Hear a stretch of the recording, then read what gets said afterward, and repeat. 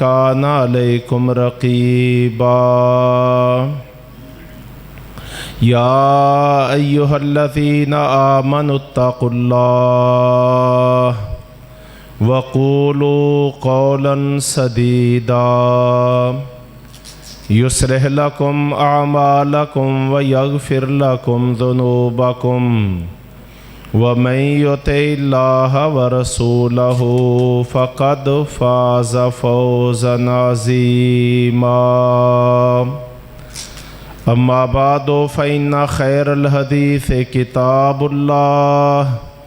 وخير الهدي هدي محمد صلى الله عليه وسلم وشر الأمور محدثاتها وكل محدثة بدعة وكل بدعة ضلالة وكل ضلالة في النار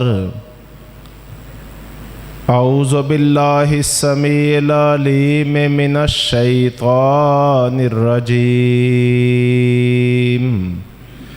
بسم الله الرحمن الرحيم وقاتلوهم حتى لا تكون فتنة ويكون الدين كله لله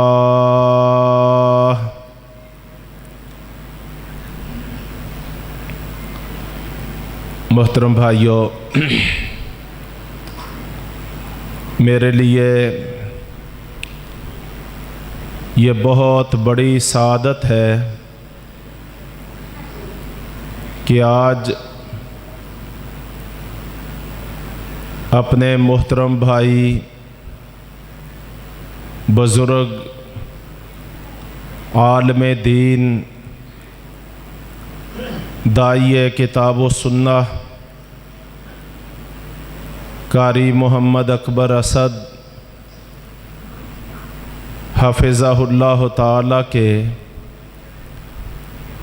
اس عظیم الشان مرکز میں جو خلیفہ اول یار غار ثانی اثنین سیدنا ابو بکر صدیق رضی اللہ عنہ کے نام نامی اسم گرامی سے موسوم ہے، یہاں پہ کھڑے ہو کے کچھ معروضات پیش کرنے کی اللہ تبارک و تعالی توفیق عطا فرما رہا ہے۔ میں دعا کرتا ہوں کہ اللہ اس مرکز کو قیامت تک آباد رکھے اور اس کے آباد رکھنے والوں کو بھی دنیا اور آخرت میں آباد رکھے، اور قاری صاحب محترم کو اللہ تبارک و تعالی بہترین جزا عطا فرمائے، دنیا اور آخرت کی سعادتیں اور کامیابیاں عطا فرمائے۔ بھائیو، آج جن حالات سے ہمارا وطن عزیز دو چار ہے، جو مشکلات ہمیں درپیش ہیں، جن مسائل اور چیلنجز سے اس وقت ہم دو چار ہیں، اگر گہرائی سے دیکھا جائے تو یہ سارے حالات، مسائل اور مشکلات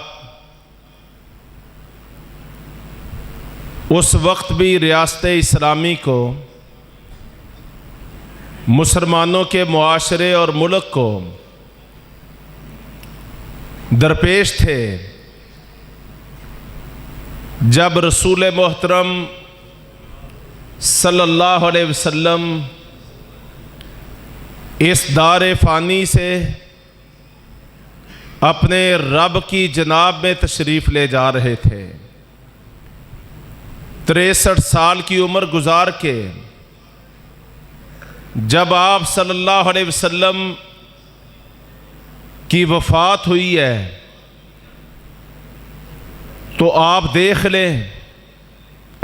اس وقت بھی یہ امت بڑی مشکلات سے، بڑے سخت حالات سے، بڑے مسائل سے، بیرونی مداخلت سے، اندرونی انتشار اور خلفشار سے دوچار تھی۔ تو آج میں نے سوچا ہے کہ اس مرکز ابو بکر میں اللہ کے پیغمبر صلی اللہ علیہ وسلم کے سب سے پیارے ساتھی، رفیق سفر، یار غار، ثانی اثنین، خلیفہ اول سیدنا ابو بکر صدیق رضی اللہ عنہ کے کچھ واقعات بیان کر کے میں یہ واضح کرنے کی کوشش کروں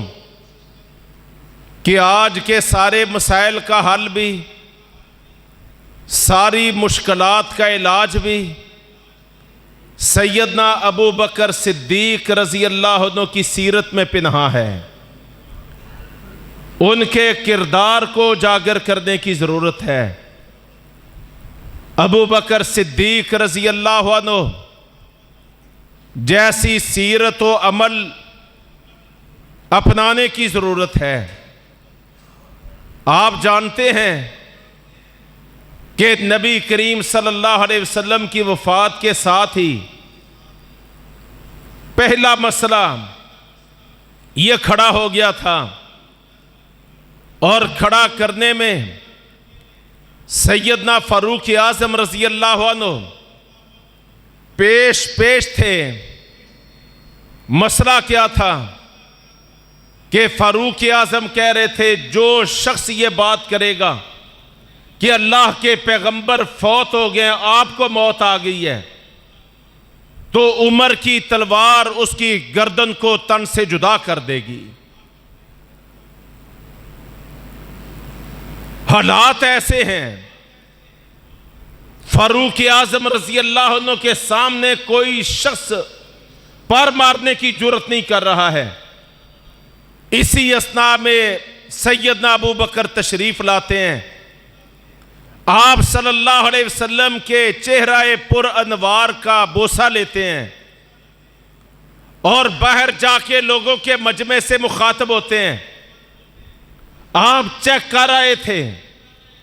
کہ نبی کریم صلی اللہ علیہ وسلم پر جو وقت اللہ تبارک تعالیٰ نے موت کا لکھا تھا وہ وارد ہو چکا ہے۔ اب لوگوں کے مجمع سے مخاطب ہو کے سیدنا ابو بکر صدیق کیا کہتے ہیں؟ من کان منکم یعبد محمدا فإن محمدا قد مات۔ لوگوں تم میں سے جو محمد کریم صلی اللہ علیہ وسلم کی پوجا اور عبادت کرتا تھا اس کو سمجھ لینا چاہیے کہ محمد کریم صلی اللہ علیہ وسلم وفات پا گئے ہیں، اور جو شخص ایک اللہ کی عبادت کرتا تھا اس کو یقین رکھنا چاہیے کہ اللہ ہمیشہ سے زندہ ہے اور اس نے ہمیشہ زندہ رہنا ہے۔ اور ساتھ ہی دلیل کے طور پہ قرآن کی سورہ آل عمران کی ایک آیت تلاوت کرتے ہیں، وَمَا مُحَمَّدٌ إِلَّا رَسُولٌ قَدْ خَلَتْ مِنْ قَبْلِهِ الرُّسُلُ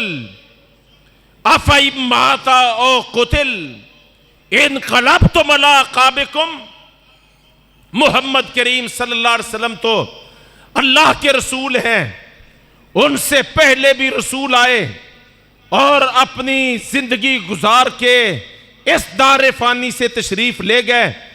اگر محمد کریم صلی اللہ علیہ وسلم شہید کر دیے جائیں یا فوت ہو جائیں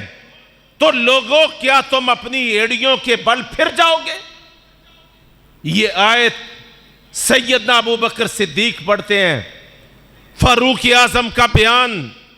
حدیث کی کتابوں میں موجود ہے، کہنے لگے جب میں نے ابو بکر صدیق کی زبان سے قرآن کی یہ آیت سنی، ان کے عزم اور جذبے کو دیکھا، ان کے یقین کو دیکھا، ان کی زبان سے قرآن کی آیت سنی،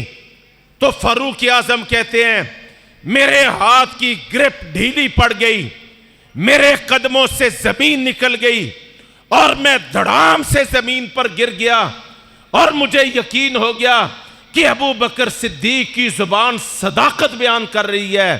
حقیقت میں اللہ کے رسول اس دنیا سے تشریف لے جا چکے ہیں۔ میرے قدموں سے زمین نکل گئی، میں گر گیا، میرا سانس گھٹنا شروع ہو گیا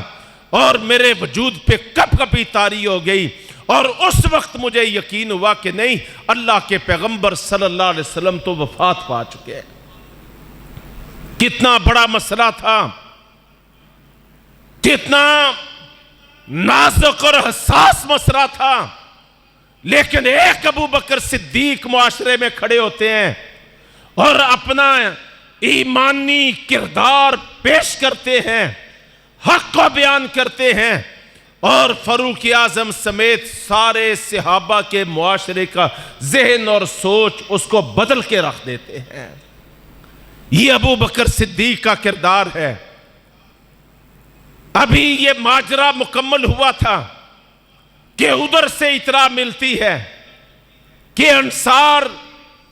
ثقیفہ بنی ساعدہ، جو انصار کا ایک ڈیرہ تھا، وہاں پہ سارے انصار اکٹھے ہیں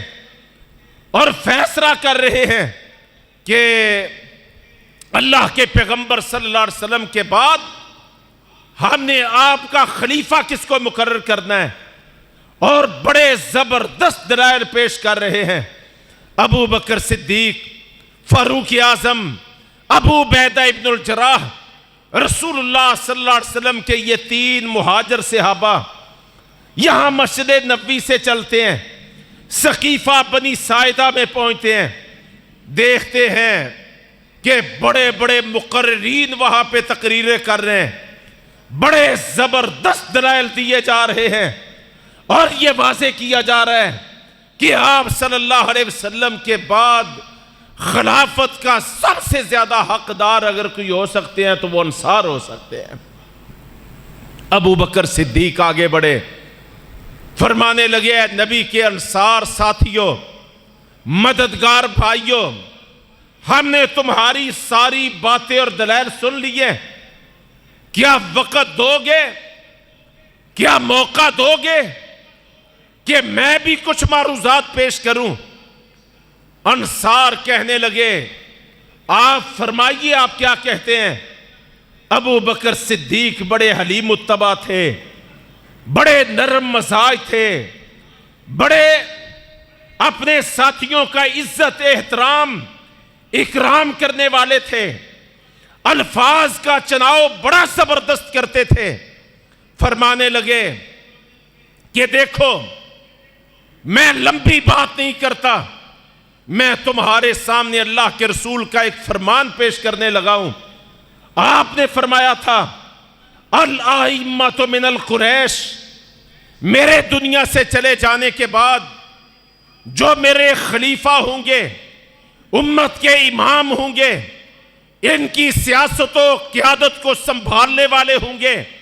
میرے بعد ان کا تعلق قریش کے قبیلے سے ہوگا۔ تین الفاظ پہ مشتمل نبی کریم صلی اللہ علیہ وسلم کا ایک فرمان ابو بکر صدیق رضی اللہ عنہ انصار کو پڑھ کے سناتے ہیں۔ اس موقع پہ میرے بھائیوں، اگر ابو بکر صدیق اپنا کردار نہ ادا کرتے تو پہلے دن ہی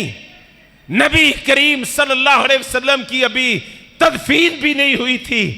کہ امت انتشار کا شکار ہو جاتی، اختلاف کا شکار ہو جاتی، افراتفری سے دوچار ہو جاتی، اور امت کا شراسہ بکھر جاتا۔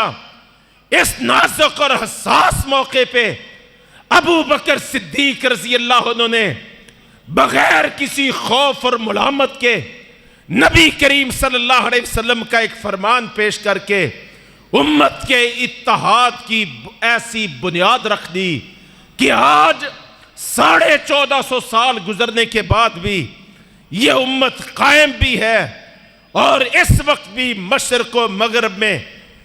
2 ارب وہ انسان ہیں جو لا الہ الا اللہ محمد رسول اللہ کے کلمے سے وابستہ ہیں۔ اس میں بہت بڑا احسان سیدنا ابو بکر صدیق کا، امت کو افراتفری سے بچا لیا، اختلاف سے محفوظ کر لیا، فرقہ واریت کے ناسور کو دفن کر دیا، کلمہ حق کہہ کے فرمان رسول پیش کر کے امت کی وحدت کی گویا کہ بنیاد رکھ دی۔ کس نے؟ ابو بکر صدیق رضی اللہ عنہ۔ اب کہ خبر ملی ہے کہ لوگوں نے یہ کہنا شروع کر دیا ہے کہ بھی دیکھو، ہم تو تلوار کے ڈر سے ہم زکوٰۃ دیتے تھے، اب اللہ کے رسول دنیا میں نہیں رہے، اب جہاد بھی نہیں چل رہا، اب تلوار بھی نہیں چل رہی، ہم مسلمان ہیں، نمازیں پڑھیں گے، روزے رکھیں گے، حج کریں گے، باقی دین کے سارے احکامات کو مانیں گے، لیکن یہ زکوٰۃ ایک چٹی ہے، یہ ایک جرمانہ ہے، یہ ایک ٹیکس ہے، ہم زکوٰۃ نہیں ادا کریں گے۔ یہ پیغام مختلف قبائل کا مدینہ منورہ میں پہنچ رہا تھا، صحابہ اکرام کے دل لرز رہے تھے، اور وہ خلیفہ رسول سیدنا ابو بکر صدیق سے عرض کر رہے تھے کہ دیکھو، وہ دین کے باقی سارے کام تو کرتے ہیں، اگر ایک زکوٰۃ نہیں دیتے، آپ نرمی کیجئے، آپ مروت کیجئے، آپ سختی نہ کیجئے، حالات اس قابل نہیں ہیں، بڑا انتشار ہے اور بہت ارتداد ہے، ایک طوفان بدتمیزی ہے، آندھیاں اور طوفان چل رہے ہیں فتنوں کے، ہر طرف فتنہ اور فساد ہے اور شر موجود ہے، تو اے خلیفہ رسول، ہم آپ سے عرض کرتے ہیں کہ آپ نے نرمی کا مظاہرہ کرنا ہے، آپ نے لوگوں کے ساتھ نرمی اور بھائی چارے اور برداشت کا مظاہرہ کرنا ہے، یہ موقع سختی کا نہیں ہے، کسی ایک مسئلے پہ ڈر جانے کا نہیں ہے۔ یہ مشورے صحابہ اکرام دے رہے تھے۔ ساتھیو، اس موقع پر سیدنا ابو بکر صدیق کا کردار کیا ہے؟ کیا فرمانے لگے؟ واللہ لأقاتلن من فرق بین الصلاۃ والزکاۃ، اللہ کی قسم، جو نماز تو پڑھے گا، اللہ کی عبادت تو کرے گا، زکوٰۃ ادا نہیں کرے گا، اللہ کی مخلوق کا حق ادا نہیں کرے گا، اللہ کا حق تو ادا کرے گا نماز کی شکل میں، اللہ کی مخلوق کا حق ادا نہیں کرے گا زکوٰۃ کی شکل میں، تو ابو بکر صدیق کی تلوار اس کے دماغ کو درست کر کے رکھ دے گی، اس کو برابر کر دے گی۔ اگر کوئی شخص نبی کریم صلی اللہ علیہ وسلم کی حیات طیبہ میں ایک اونٹنی کی نکیل بھی زکوٰۃ کے طور پہ دیا کرتا تھا، اگر ایک رسی بھی زکوٰۃ کی ابو بکر صدیق کی خلافت میں، حکومت میں، سیاست و ریاست میں روک لے گا، تو ابو بکر صدیق حکمران ہونے کے ناطے اس سے لڑائی کرے گا، مارکا لڑے گا، تلوار کا استعمال کرے گا، اور جیسے وہ اللہ کا حق ادا کرتا ہے نماز کی شکل میں، ابو بکر صدیق اللہ کے بندوں کا حق ادا کروا کے رہے گا۔ واللہ ان الفاظ پہ غور کریں، ان الفاظ پہ غور کریں، اور ابو بکر صدیق رضی اللہ عنہ کے کردار کا وزن کریں، کیسے وہ ڈٹے ہوئے ہیں حق پہ، کیسے وہ داعی الحق بنے ہوئے ہیں۔ اور کیا وہ عظیم کردار ادا کر رہے ہیں کہ میں اپنی مسئولیت میں، اپنی خلافت میں، اپنے دور سیاست میں کسی کو اجازت نہیں دوں گا کہ وہ اللہ کا حق عبادت کے طور پہ، نماز کے طور پہ تو ادا کرے اور اللہ کے بندوں کا حق نہ ادا کرے۔ ابو بکر صدیق اپنی ذمہ داری میں، اپنی مسئولیت میں اس کی اجازت نہیں دے گا۔ صرف ابو بکر صدیق کا اس حق پہ ڈٹ جانے کا نتیجہ کیا ہوا کہ جو لوگ نبی کریم صلی اللہ علیہ وسلم کی رحلت، آپ کی اچانک جدائی کے نتیجے میں خود سر ہو رہے تھے، سرکش ہو رہے تھے، بغاوت کا روپ دھار رہے تھے، ارتداد کی راہ اختیار کر رہے تھے، وہ سب رک گئے، تھم گئے۔ ان پہ اسلام کی ہیبت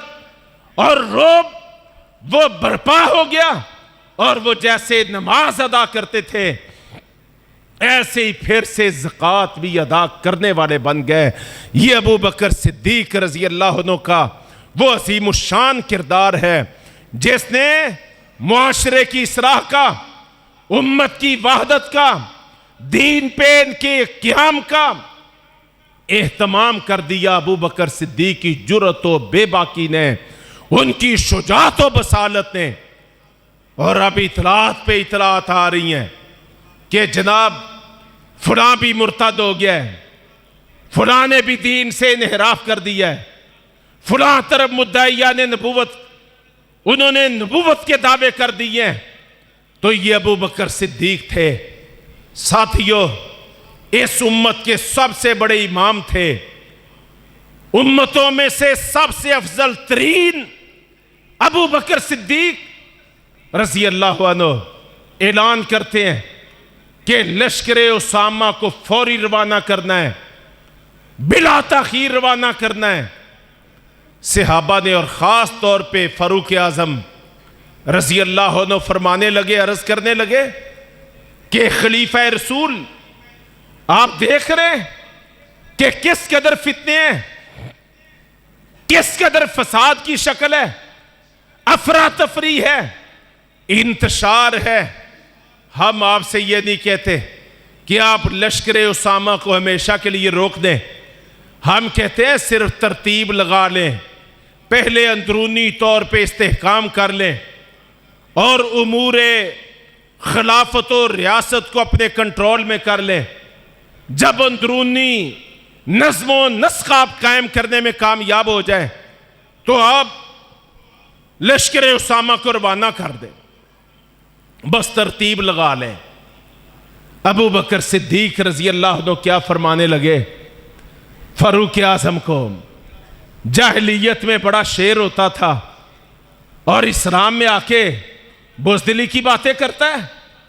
ایسا کبھی نہیں ہو سکتا، میں اس لشکر کو روانہ کرنے سے کبھی نہیں رک سکتا، کبھی اس کو ملتوی اور اس کو تاخیر کا باعث نہیں بنا سکتا کہ جس لشکر کو میرے پیغمبر صلی اللہ علیہ وسلم نے اپنی زندگی کے آخری لمحات پہ روانہ کیا تھا، ابو بکر صدیق اپنی مسئولیت اور خلافت کے آغاز میں اس کو روانہ کر کے رہے گا۔ اگرچہ مدینہ کے قرب و جوار کے جنگلوں کے بھیڑیے آ جائیں، خون خوار درندے آ جائیں اور ابو بکر صدیق کو مدینے میں تنہا پا کے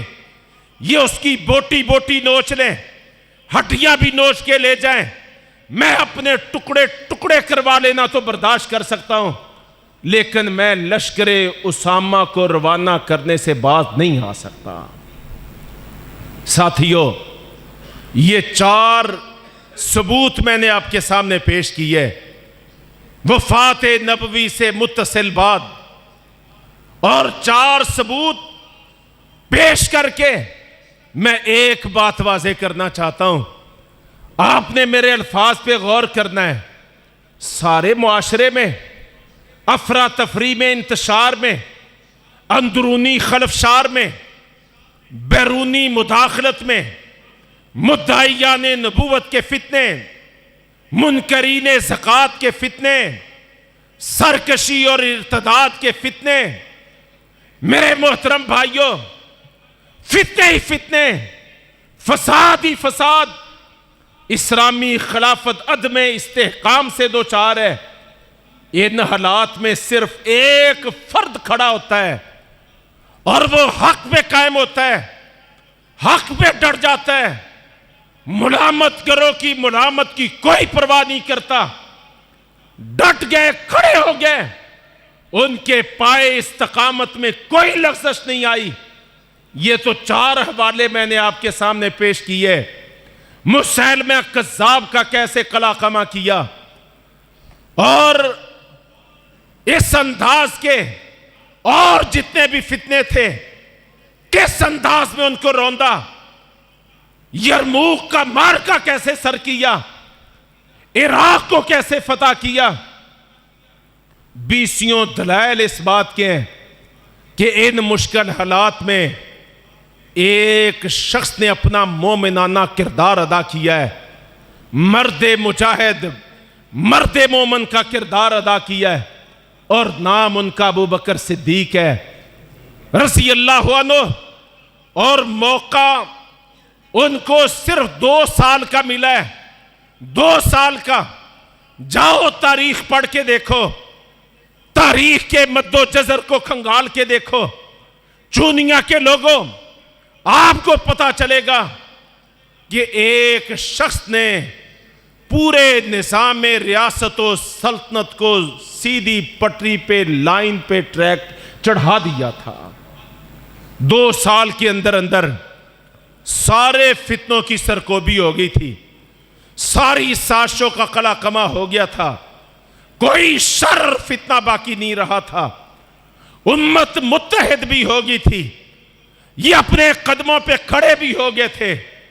سرکشیاں کرنے والوں کی سانس بھی رک گئی تھی، مدعیان نبوت کا قلع قمع بھی ہو گیا تھا۔ ابو بکر صدیق ختم نبوت کا پاسبان بن کے میدان میں کھڑا ہو گیا تھا۔ ایک ابو بکر صدیق رضی اللہ عنہ کے کردار نے ہر طرف ہر مسئلے کا حل نکال دیا تھا، ہر فتنے کی سرکوبی کر دی تھی، ہر سازش کو کچل کے رکھ دیا تھا، اور اللہ کے نازل کردہ دین حق کو اسلامی معاشرے اور سلطنت میں باقاعدہ طور پہ، عملی طور پہ قائم کرنے کا اعزاز بھی ابو بکر صدیق نے حاصل کر لیا تھا۔ تو یہ ایک آج اس جامع ابی بکر، اس مرکز میں جو خلیفہ رسول سیدنا ابو بکر صدیق کے نام سے موسوم ہے، میں نے سوچا کہ کیوں نہ میں اپنے خطبہ جمعہ کی بنیاد صدیق اکبر کے کردار کو بناؤں کہ آج ہم بھی مشکل حالات سے دوچار ہیں، بیرونی طور پہ ہم بیرونی مداخلت کا شکار ہیں، اندرونی طور پہ افراتفری ہے، نفسا نفسی ہے، ہر کوئی کہتا ہے میں زیادہ حکومت کا حقدار ہوں، میں نہیں اس کو چھوڑوں گا، میرے ہاتھ میں زمام اقتدار ہونی چاہیے، اور میں کسی دوسرے کو برداشت نہیں کرتا۔ فتنے بھی ہیں، سازشیں بھی ہیں، خرابیاں بھی ہیں، بربادیاں بھی ہیں، انتشار بھی ہے، خلفشار بھی ہے، لیکن ساتھیوں، میں ساری باتوں کا خلاصہ ایک لفظ میں کہنے لگا ہوں۔ آج اس 23 کروڑ کے پاکستان میں ایک مرتبہ پھر ضرورت ہے سیدنا ابو بکر صدیق رضی اللہ عنہ کے کردار کو زندہ کرنے کی، ان کی سیرت کو دہرانے کی، ایسا مومنانہ مجاہدانہ کردار لے کے کھڑے ہونے کی اللہ کی قسم ضرورت ہے۔ نہ دشمنوں کے سامنے جھکنے کی ضرورت ہے، نہ آپس میں اختلاف و انتشار کا شکار ہونے کی ضرورت ہے، نہ ایک دوسرے کی پگڑیاں اچھالنے کی ضرورت ہے۔ اگر چاہتے ہو سارے مسئلے حل ہوں، لوگ اللہ کی بھی عبادت کریں، اللہ کا بھی حق ادا کریں، اور اللہ کے بندوں کا بھی حق ادا کریں، تو اس کے لیے جو کردار ابو بکر صدیق رضی اللہ عنہ نے ادا کیا تھا کہ جیسے سب لوگ میری خلافت میں نماز ادا کریں گے اللہ کا حق ادا کرنے کے لیے، ایسے ہی سب لوگ زکوٰۃ بھی ادا کریں گے اللہ کے بندوں کا حق ادا کرنے کے لیے، معاشرے کو معاشی ناچاکیوں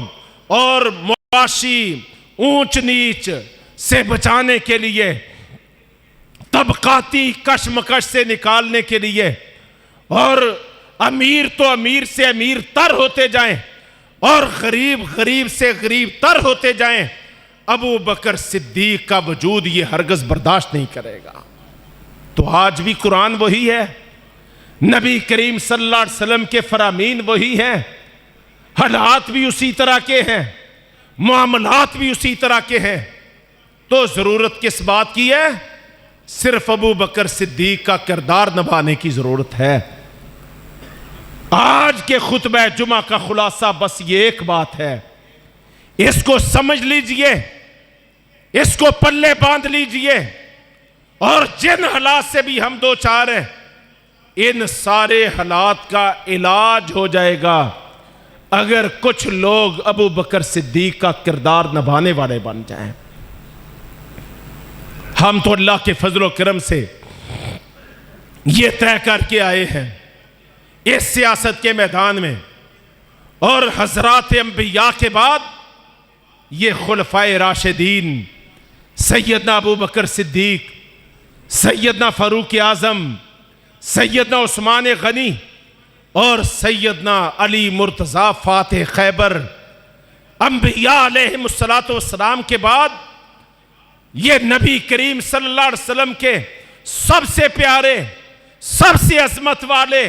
سب سے زیادہ شان والے، سب سے زیادہ بلند مقام والے یہ خلفائے راشدین ہیں۔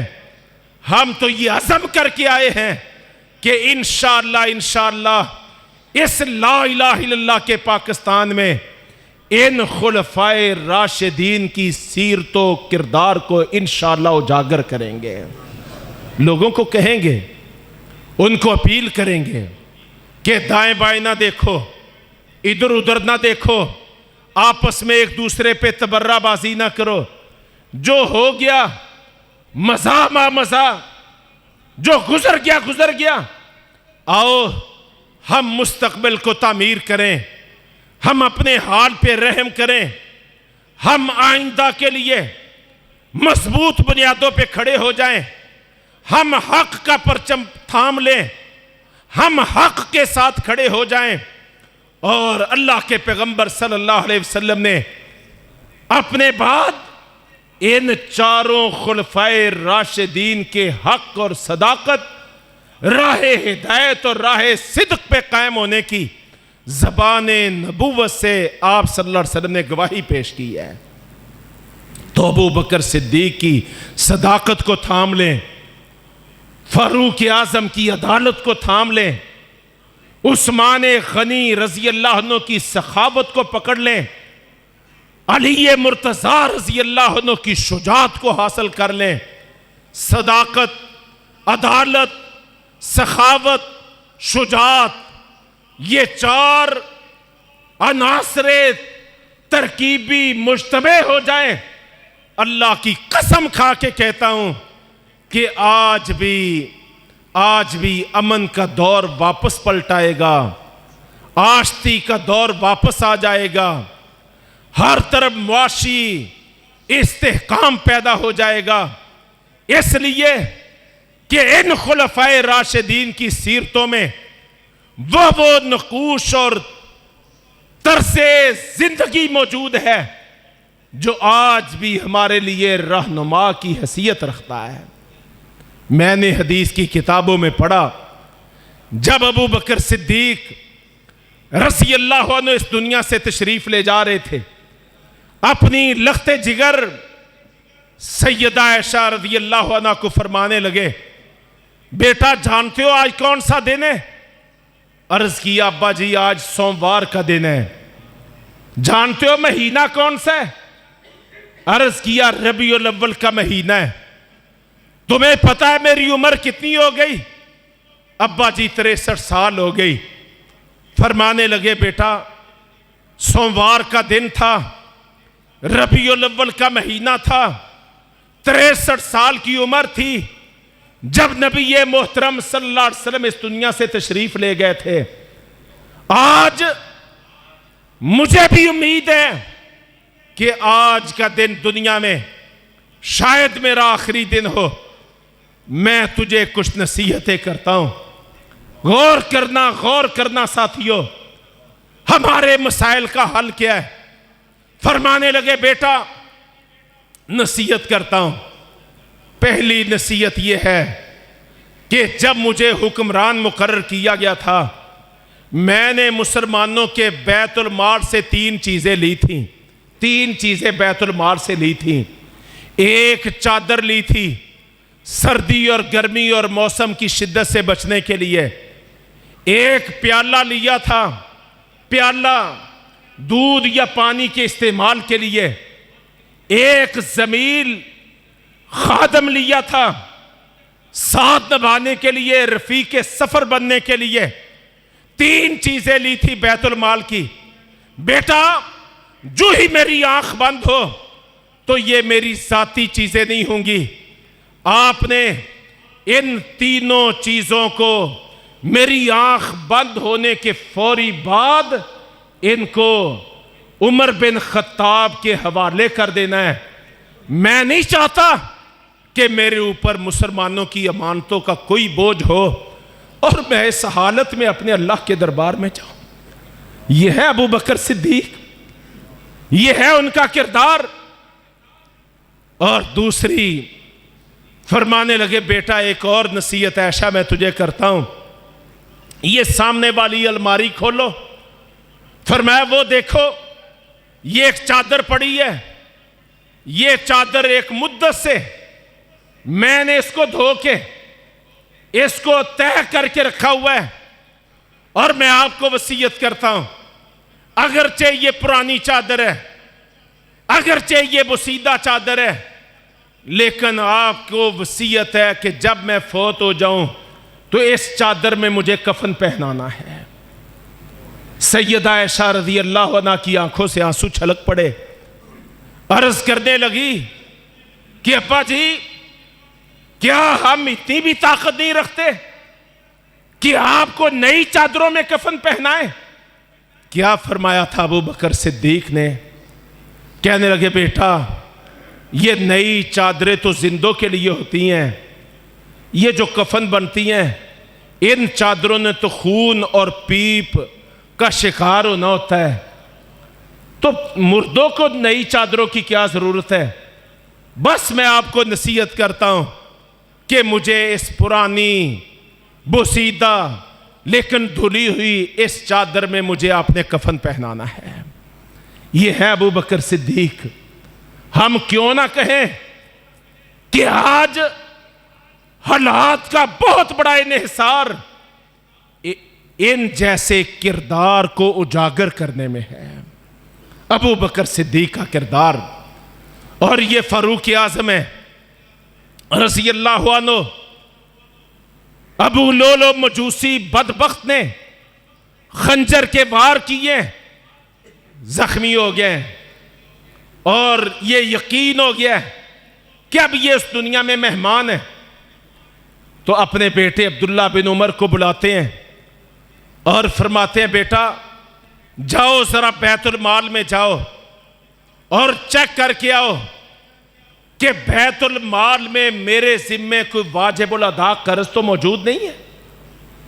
تھوڑی دیر گزری، عبداللہ بن عمر رضی اللہ عنہ واپس تشریف لائے، عرض کرنے لگے کہ ابا جی بیت المال کا ریکارڈ چیک کیا ہے، آج جب آپ اس دنیا سے رخصت ہو رہے ہیں تو آپ 86,000 درہم کے مقروض ہیں بیت المال کے۔ یہ کون ہے؟ یہ وہ عمر بن خطاب ہے ساتھیو، جس نے لگ بھگ 10 ملکوں کو کلمہ پڑھا کے اسلام کی قلم رو میں داخل کیا تھا، جو بیک وقت 22 لاکھ مربع میل کے حاکم تھے۔ وہ عمر بن خطاب کہ جن کے دور میں رومن امپائر بھی، پرشین امپائر بھی، دنیا کی دو سب سے بڑی سپر طاقتیں ملیا میٹ ہو گئی تھی، اور سونے چاندی ہیرے جواہرات کے سینکڑوں ہزاروں اونٹوں پہ لدے ہوئے غنیمتوں کے ڈھیر اور خزانے مدینہ منورہ میں پہنچ رہے تھے،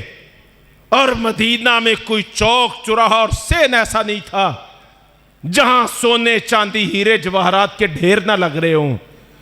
یہ تھے وہ عمر بن خطاب، لیکن آج دنیا سے جا رہے ہیں۔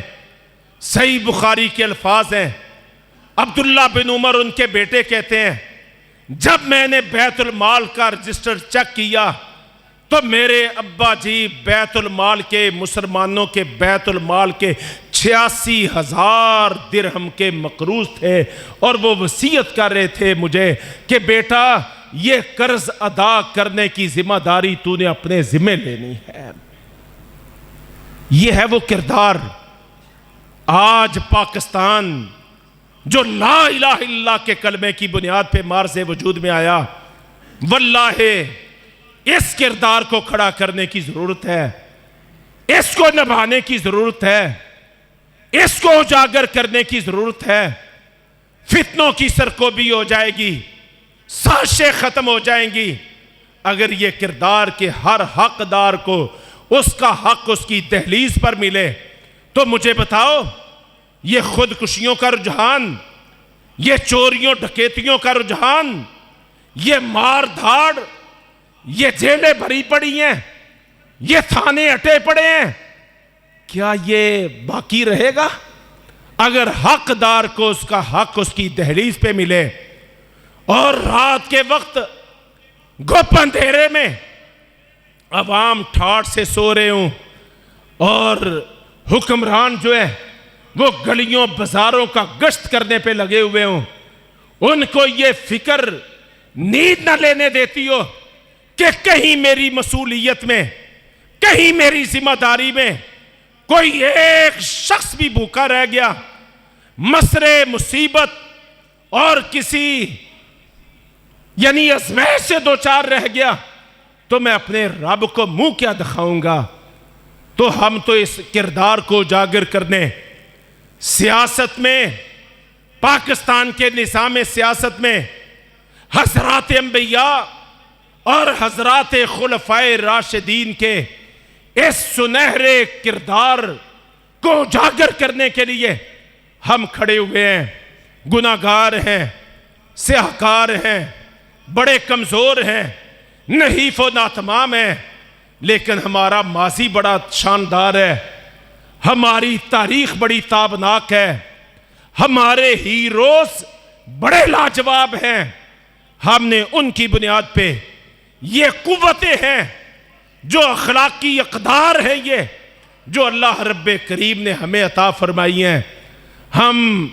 اپنے حلقے میں بھی، اپنی قوم کو بھی، پورے عوام کو بھی، سارے پاکستان کو بھی انشاءاللہ اپنی تاریخ سے ان کا ناتا رشتہ جوڑیں گے، اپنے اسلاف سے ان کا تعلق جوڑیں گے، ان کو آگاہ کریں گے کہ خود بھی وابستہ ہو جاؤ، اپنے معاشرے کو بھی وابستہ کرو، حق کے ساتھ کھڑے ہو جاؤ، سچ کے ساتھ کھڑے ہو جاؤ۔ ہم اللہ کے فضل و کرم سے جھوٹ کے اس سیاسی ماحول میں ہم سچ کا علم لہرانے کے لیے آئے ہیں۔ ہم بدعہدی، دھوکے بازی، بددیانتی، خیانت، کرپشن کے اس ماحول میں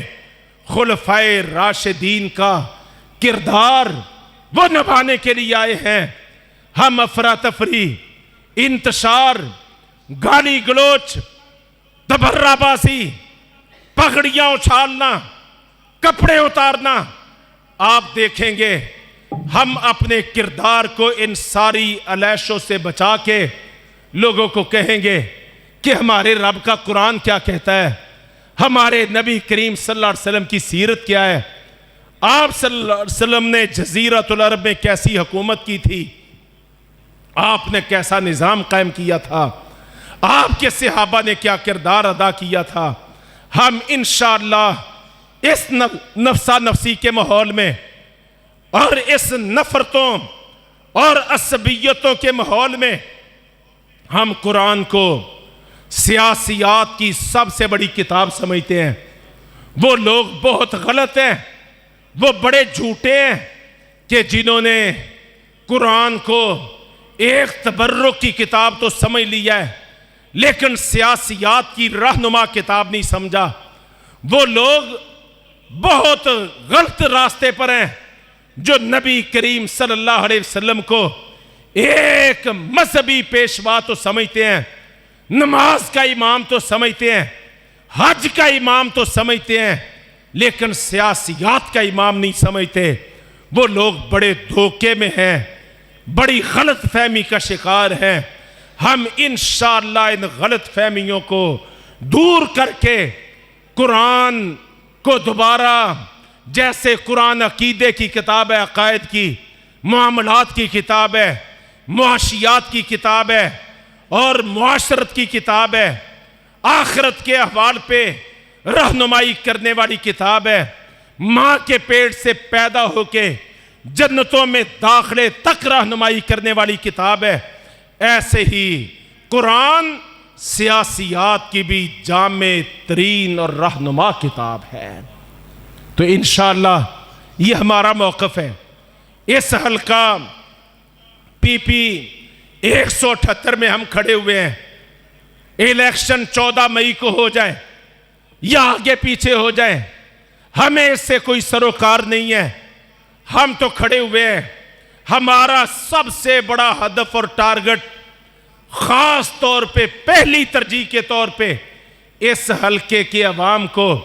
لا الہ الا اللہ محمد رسول اللہ کے کلمے کے ساتھ جوڑنا ہے، قرآن کے ساتھ جوڑنا ہے، نبیوں کی سیرتوں کے ساتھ جوڑنا ہے، خلافت راشدہ کے عہد زری کے ساتھ منسلک کرنا ہے۔ یہ 1 2 4 دن کا کام نہیں ہے، یہ ہفتوں اشروں کا کام نہیں ہے، یہ ایک مستقل جاب ہے، ایک مستقل خدمت ہے، ایک جد و جہد ہے، ایک تحریک ہے، ایک دعوت ہے۔ ہم اس کو سیاست کو لوٹ کھسوٹ کا ذریعہ، کرسی اور اقتدار کا حصول، کشور کشائی کا ذریعہ سمجھ کے نہیں، چونیا کے لوگوں گواہ ہو جاؤ، ہم اس نظام میں جہاد کا عزم لے کے آئے ہیں، جہاد کے جذبے لے کے آئے ہیں اور مورچہ زن ہو کے ہم اللہ کے فضل و کرم سے اس میدان میں کھڑے ہو گئے ہیں۔ دنیا کی کوئی طاقت ہمارے قدموں کو انشاءاللہ لڑکھڑا نہیں سکتی ہے۔ آسمان سے اللہ کی مدد آ رہی ہے اور میں منبر رسول پہ کہتا ہوں، میں اللہ کی مدد کو کھلے طریقے سے اللہ کی قسم اپنی آنکھوں سے دیکھ رہا ہوں کہ اللہ رب کریم لوگوں کے دلوں کو کس تیزی کے ساتھ ہماری طرف پھیر رہا ہے۔ بنی آدم کے دل اللہ کے ہاتھ میں ہے، 2 انگلیوں کے درمیان ہے، وہ جیسے چاہتا ہے اس کو پھیرتا رہتا ہے، عدلتا بدلتا رہتا ہے۔ وہ رب رحمان ہے، وہ علی کل شیء قدیر ہے، وہ فعال لما یرید ہے، وہ مالک الملک ہے، وہ توتی الملک من تشاء ہے، وہ تنزع الملک ممن تشاء ہے، وہ تعز من تشاء ہے، وہ تذل من تشاء ہے۔ ہمیں اپنے رب کی قدرتوں، قوتوں، طاقتوں کا پورا یقین بھی ہے، ایمان بھی ہے، اسی پہ توکل، اعتماد اور بھروسہ بھی ہے، اسی کی عظمت کے لیے جیتے ہیں، اسی کے لیے اپنی جد جان جوانی پیش کرنا اپنی سعادت سمجھتے ہیں۔ ان صلاتی و نسکی و محیای و مماتی للہ رب العالمین لا شریک لہ و بذالک امرت وانا اول المسلمین۔ ہمارا سب کچھ رب العالمین کے لیے ہے، ہماری دعوت بھی اس کے لیے، ہماری سیاست بھی اس کے لیے، ہماری خدمت بھی اس کے لیے، ہمارا جہاد بھی اس کے لیے، ہماری قوتیں، طاقتیں، توانائیاں بھی اس کے لیے، ہماری شہادتیں بھی اس کے لیے، ہمارا گھر بار بھی اس کے لیے، ہمارا سب کچھ رب العالمین کے لیے، کہ اللہ کی زمین پہ اللہ کی وحدانیت کا ڈنکا بج جائے، توحید کے غلغلے بلند ہو جائیں، نظریہ غالب آ جائے، لا الہ الا اللہ کا جناب ایک نظام ماحول قائم ہو جائے، اور یہ پاکستان لا الہ الا اللہ محمد رسول اللہ کی جاگیر بن جائے۔ یہ ہمارا مقصد زندگی ہے، یہ ہماری جد و جہد کا محاصل ہے، اس کے لیے ہم میدان میں کھڑے ہوئے ہیں۔ ایک لمبی جد و جہد ہم نے طے کی ہے، حلقہ PP 178 اس کو بنیاد بنایا ہے، اور اللہ رب کریم نے یہاں لا کے کھڑا کر دیا ہے۔ اور میں یہ سمجھتا ہوں انشاءاللہ جیسے ہمارے پیغمبر صلی اللہ علیہ وسلم نے مدینہ منورہ کو ایک مثالی اسلامی فلاحی معاشرے میں بدل دیا تھا، اے مولا کریم تو ہمیں بھی توفیق عطا فرما، ہم حلقہ PP 178 کو بھی ایک فلاحی معاشرے کی تشکیل کرنے والے بن جائیں، ہم ٹوٹے ہوئے دلوں کو آپس میں جوڑنے والے بن جائیں، ہم نفرتوں کو ختم کر کے محبتوں کو پروان چڑھانے والے بن جائیں، ہم عصبیتوں کے مریضوں کا مرضوں کا علاج کرنے والے بن جائیں، ہم فرقہ واریت کی بجائے ساری امت کو نبی کریم صلی اللہ علیہ وسلم کی سنت اور سیرت کے ساتھ جوڑنے والے بن جائیں، ہم دھڑے بندیوں اور صوبائیتوں اور عصبیتوں کی جگہ ایک نظریے پہ ایک قوم بن جائیں، اس سے آسمانوں سے بھی مدد آئے گی۔ وَلَوْ أَنَّ أَهْلَ الْقُرَىٰ آمَنُوا وَاتَّقُوا لَفَتَحْنَا عَلَيْهِمْ بَرَكَاتٍ مِّنَ السَّمَاءِ وَالْأَرْضِ۔ اللہ فرماتے ہیں اگر یہ بستیوں والے، یہ شہروں والے، یہ آبادیوں والے، یہ ملکوں والے اللہ پر مضبوط ایمان لے آئیں اور صرف ایک اللہ کا ڈر اپنے سینے میں پیدا کر لیں، غیر اللہ کا ڈر نکال دیں، فرمایا آسمان سے ہم ان کے لیے برکتوں کے دروازے بھی کھول دیں گے، اور زمین میں پنہاں خزانے اور وسائل بھی ہم ان کے قدموں میں لا کے ڈھیر کر دیں گے۔ یہ قرآن ہے اور رب رحمان کی ضمانتیں ہیں، تو ہم ایک مضبوط سوچ کے ساتھ، مضبوط عزم کے ساتھ، مضبوط عقیدے اور نظریے کے ساتھ ہم اس میدان میں کھڑے ہوئے ہیں۔ ساتھیوں آپ سے کہتے ہیں کھڑا ہونا اللہ تبارک تعالیٰ نے ہمیں اس کی توفیق عطا فرما دی، اور وسائل نہیں ہے، دینے والی ذات اللہ کی ہے، افرادی قوت ووٹ بینک نہیں ہے، دھڑے نہیں ہیں، قوتیں نہیں ہیں،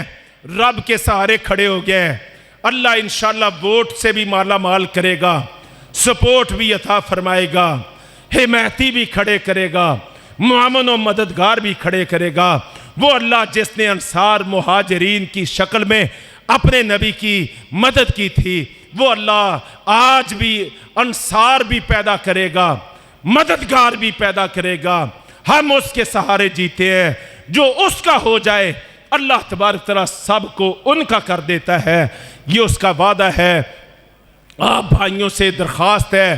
بہنوں سے بھی اپیل ہے، آپ ہمارا ساتھ نبھائیں، ہمارے قدموں کو مضبوط کریں، ہمیں حوصلے دیں، ساتھ کھڑے ہوں، قدم سے قدم ملا کے آگے بڑھیں، اور اس ماحول میں یہ ایک چھوٹا سا حلقہ ہے، 4 لاکھ لگ بھگ آبادی کا ہے، اس کو اگر ہم کور کرنے والے بنیں انشاءاللہ یہاں سے ایک ایسی ہوا چلے گی، ایک ایسی تحریک برپا ہوگی، ایک ایسا پیغام اٹھے گا، ایک ایسی مہم چلے گی کہ انشاءاللہ میں اللہ پر ایمان رکھتے ہوئے کہتا ہوں بہت جلد ہم PP 178 کی کامیابی کے نتیجے میں پورے پاکستان کو لا الہ الا اللہ محمد رسول اللہ کی جاگیر بنانے میں انشاءاللہ کامیاب ہو جائیں گے۔ اللہ اس کی توفیق عطا فرمائے، وہ ہمارا حامی و ناصر ہو جائے،